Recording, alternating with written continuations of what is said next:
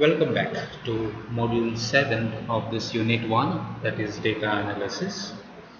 And in the past few modules we have discussed about how to organize data into frequency distribution table and graphical representations, the various graph that data can be put. So by now you should be in a position to decide which form of graph or a table needs to be used for a data to be organized. Now while we are talking about this data came precisely because there is some kind of a question that needs to be answered. So before we organize this data, it is the question of how well you collect the data. Unless your data is good, whatever analysis that you carry out is not going to be of any use. So when it comes to data, broadly we divide data into two types. One is primary data and the other one is secondary data. Primary data, as the name suggests, it is the data which is directly collected from the data source itself. It is the first hand data.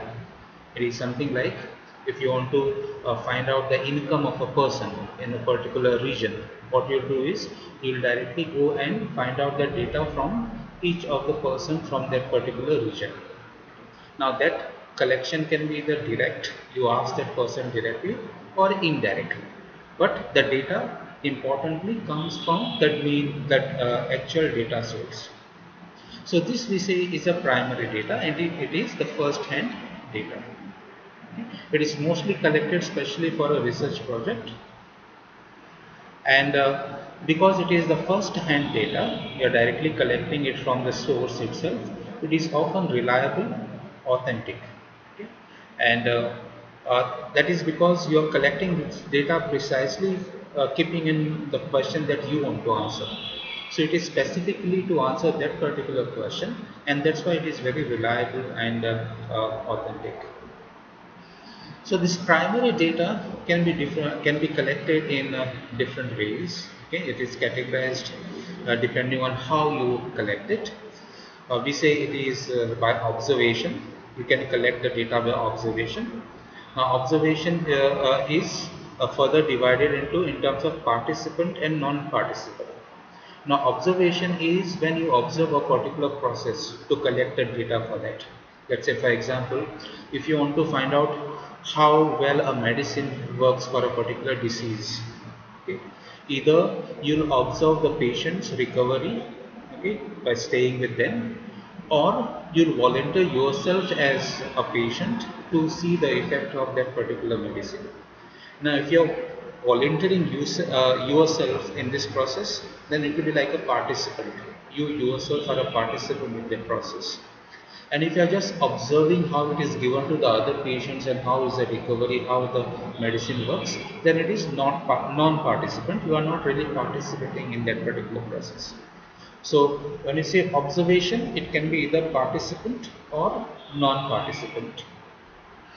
Then the other way it can be is interview, where you ask questions to the respondent itself and you collect the data from them.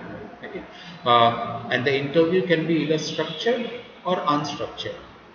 A structured interview is the one there is a fixed questions. They are the same questions that will go on asking each of the respondent, whatever is the data source.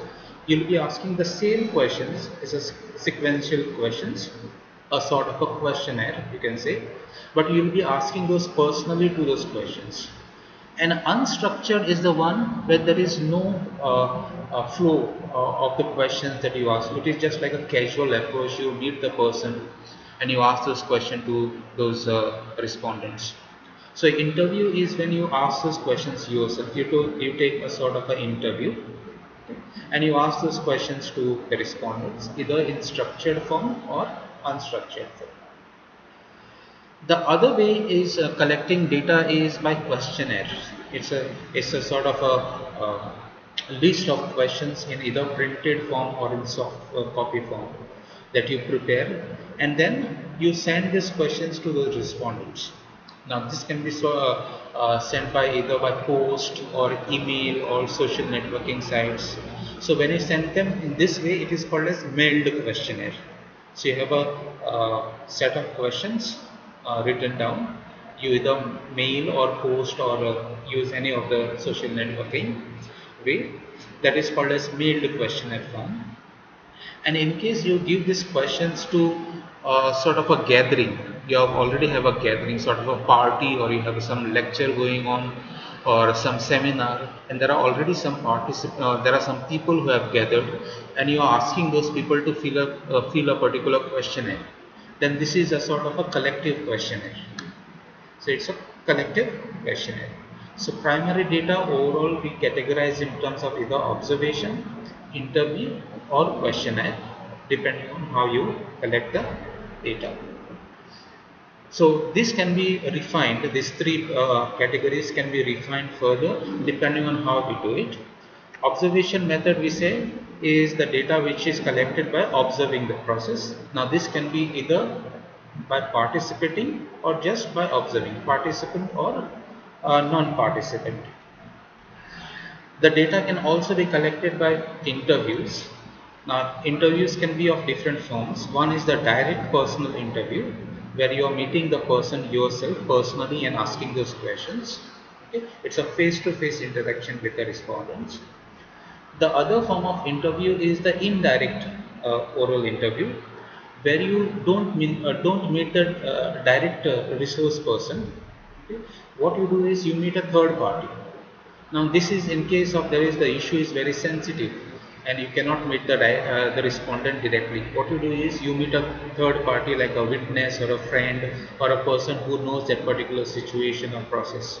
Okay. So this will be an interview itself, but it will be an indirect form where you are involving a third party to collect your data. Or the information can also be collected through correspondence. Okay, what you can do is you can appoint a local agent. Okay, let's say for example you want to collect the data of all over India.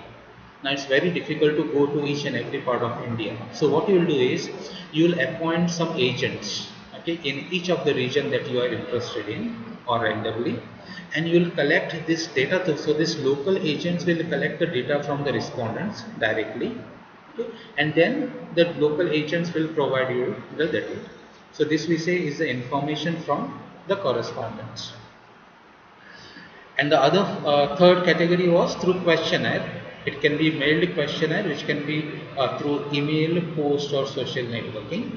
Okay, it's a list of questions that you send someone and ask them to fill. The other one is the schedule sent through enumerators.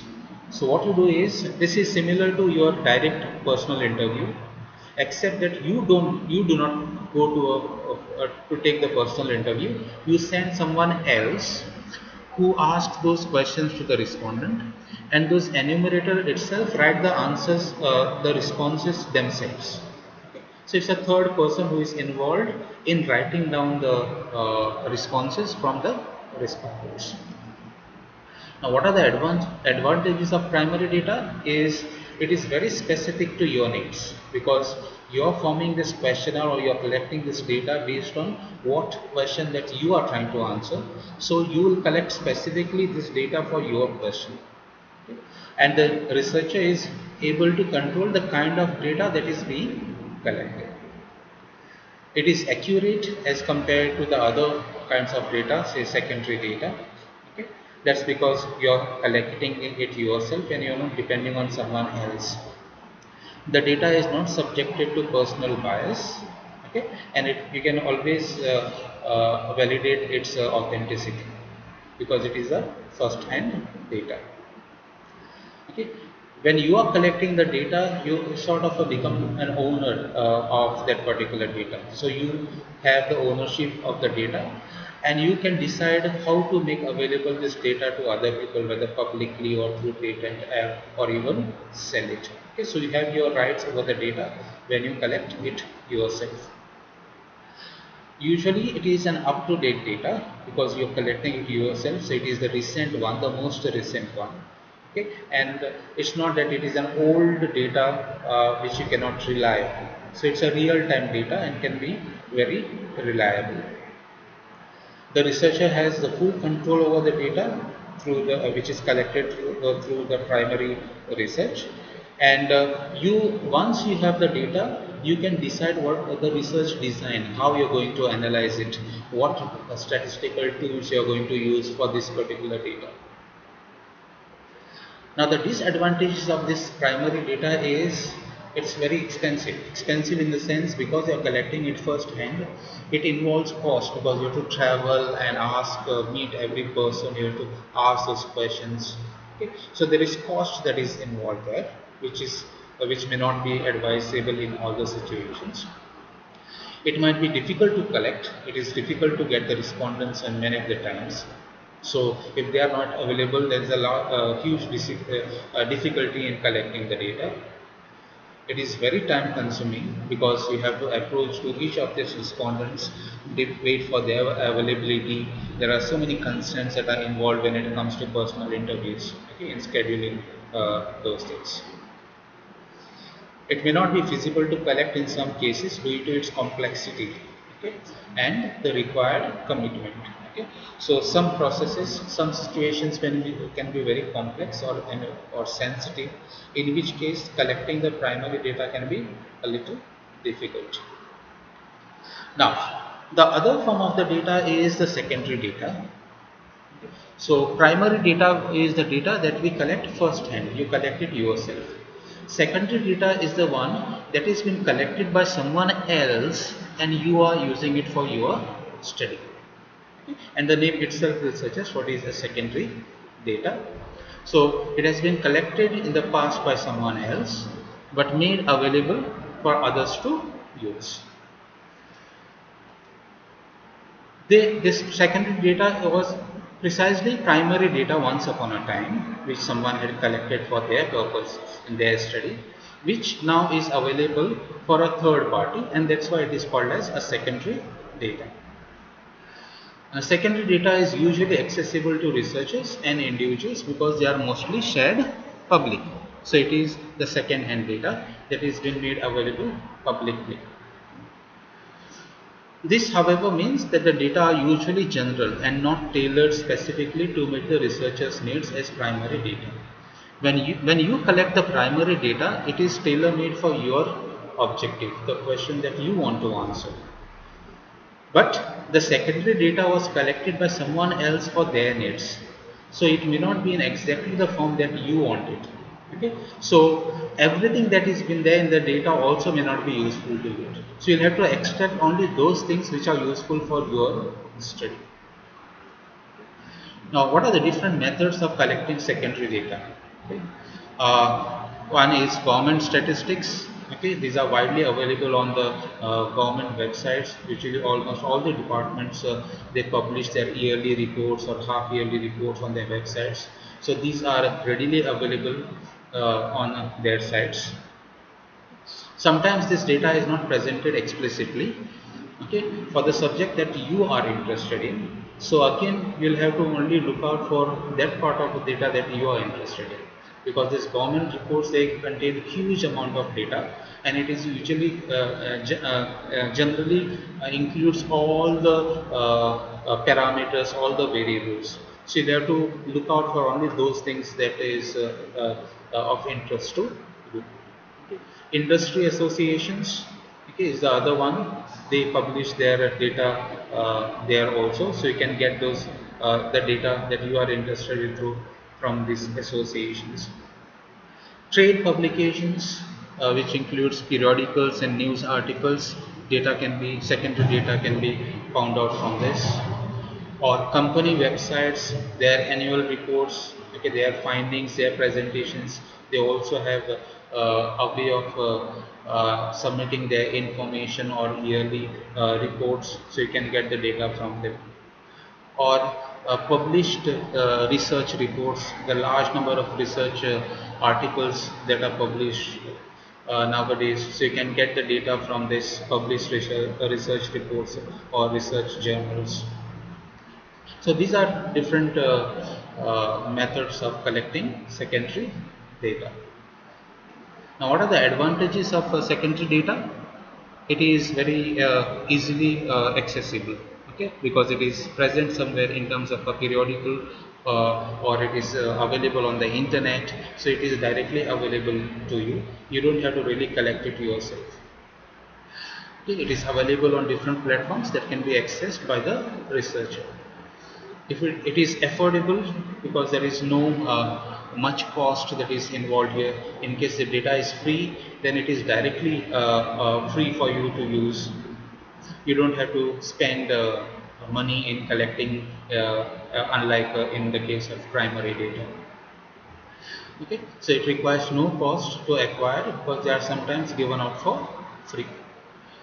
Now, the time spent on collecting secondary data is usually very little as compared to that of primary data. That is, of course, because the data is readily available. Now, secondary data makes it possible to carry out longitudinal studies without having to wait for a long time to draw conclusions. Okay, so because you have this secondary data, you can carry out your research widely. Okay, you can have repeated values for these variables that you are trying to study. Okay, and you can study these parameters at length, okay, yourself. It helps to generate new insights into existing primary data. Okay. Of course, this data was once upon a time a primary data. Now, when you use it for your purpose, you are very likely to look at this data in a different way. So you are very likely to get different insights into this data when you are using it for yourself. What are the disadvantages of the secondary data? Now, it may not be authentic and reliable. Okay, this is something that you have to be careful of, because it was collected by someone else, and you have no idea in what circumstances it was collected, in what situation it was collected, how it was collected.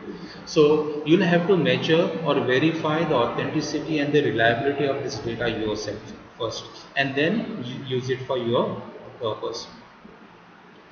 Researchers may have to deal with irrelevant data, because the secondary data was collected by someone else. It was collected for their needs and depending on the way they want it. So it may not be in exactly the form that you want it. So you'll have to get rid of all this data that is not useful to you, and only extract the ones that you are interested in.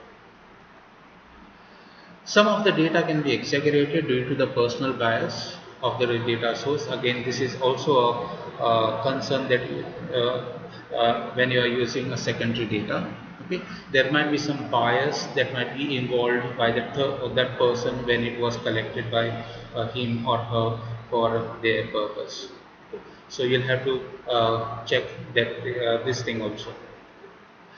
Okay, secondary data sources sometimes are outdated. Okay.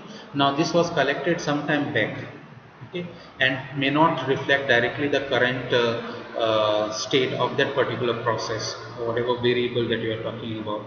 Okay, so if it was a recent one, of course, then you can rely on that. But in case this data was collected long back, then that is something that you have to be careful with. Some data which was taken last year may not be applicable this year. So this is something that you have to be careful when you're collecting secondary data. So in general, what we have discussed is that we have two types of data. One is primary data. Primary data can be, broadly divided into three categories: observation, interview, and questionnaire. Observation can be participant, non-participant. Interview can be structured or unstructured.